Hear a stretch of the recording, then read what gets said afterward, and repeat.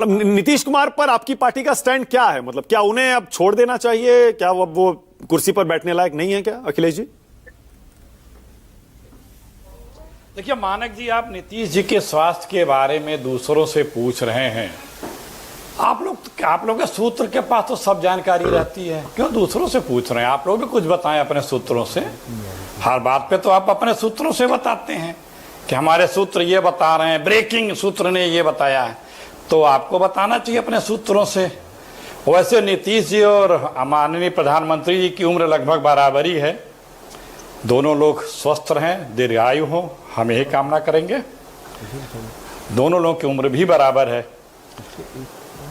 तीसरी बात, पिछले चुनाव में बाबू नीतीश जी ने स्वयं कहा था कि मेरा अंतिम चुनाव है, और ऑन रिकॉर्ड कहा था, जनसभा में कहा था कि मेरा ये अंतिम चुनाव है।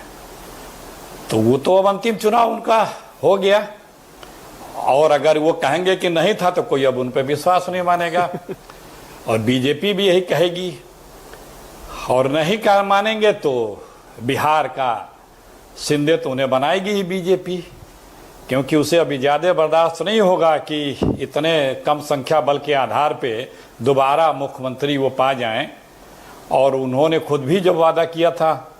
तो ये सारी बातें हैं। पांचवी बात नीति, आप बार बार राष्ट्रगान के अपमान की बात कर रहे हैं। देखिए, एक होता है अपमान, एक होता है कि उतना सीरियसली या उतना गंभीरता से न लेना। बीजेपी के लोगों को कभी भी राष्ट्रगान, संविधान, आरक्षण, हमारा तिरंगा पसंद नहीं आया। अब हो सकता है तो उनके साथी भी उस तरह से चल रहे हैं। अपमान की बात तो मैं नहीं कहूँगा, लेकिन उतनी संजीदगी से क्या कौन लेता है, ये जरूर उसमें खोजबीन की जा सकती है। और एक और बात वो ये है कि क्या बिहार आज सुरक्षित हाथों में है?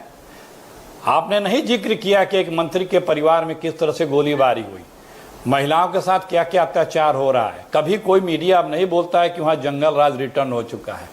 अगर यही लालू जी या कांग्रेस पार्टी के अलायंस की गठबंधन होती तो चीख चीख के जंगल राज का सारा कुछ कर दिया, बता दिया गया होता। अब वहाँ राम राज है, इग्नोर करो चल रहा है। लालू के नीतीश जी के बेटे के जब डिप्टी सीएम थे तो भर्ती निकाली, भर्ती क्लीन, एकदम नीट क्लीन हुई, लाखों, 1.5 लाख 2 लाख लोग नौकरी पाए।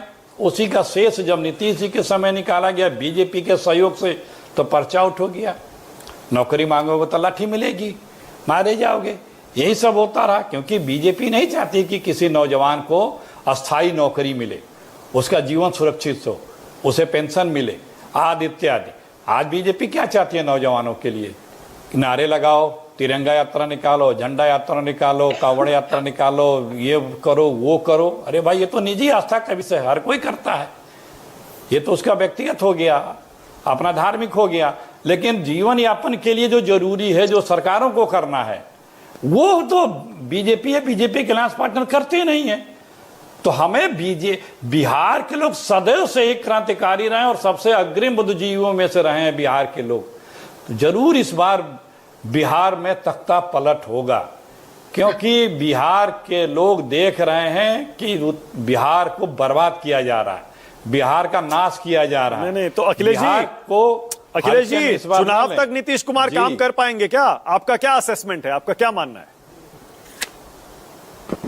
देखिए, मेरे पास कोई सूत्र नहीं है, सूत्र आपके पास है, और आपको अपने सूत्रों का खुलासा करना चाहिए। तेजस्वी जी ने साफ साफ कह दिया अखिलेश जी, आश्चर्य हो रहा है। तेजस्वी जी तो कह रहे हैं कि अब वो कुर्सी पर बैठने लायक नहीं है। देखिए भाई, आप तो दूसरे से क्यों पूछ रहे हैं? आप अपने सूत्रों का हवाला क्यों नहीं दे रहे हैं? मैंने बताया जितनी उम्र उनकी है उतनी उम्र प्रधानमंत्री जी की भी है। इनमें और तेजस्वी में तो दोनों लोगों के लिए देखिए, मैं किसी के स्वास्थ्य के बारे में जब तक न जानूं मैं नहीं बोल सकता। वो आप हैं, वो बेहतर जानते हैं। बहुत बढ़िया, बहुत बढ़िया। वो बोले, मैं तो सबको स्वस्थ और दीर्घायु की कामना करता हूं, मैं करूंगा। बहुत बढ़िया अखिलेश जी। हम ये राजनीतिक जीवन में जो जानता हो वो बतावे। मैं तो सिर्फ ये कह रहा हूं कि यह अपमान न भी किया हो, लेकिन उतनी गंभीरता से क्या लिया गया राष्ट्रगान? बिल्कुल ठीक है, बहुत बढ़िया नीरज क्या कुमार, उपहास? बहुत बढ़िया। नहीं अखिलेश जी, बिल्कुल सधा हुआ स्टैंड आपने लिया है कांग्रेस पार्टी की तरफ से। नीरज कुमार अब बताइए भाई,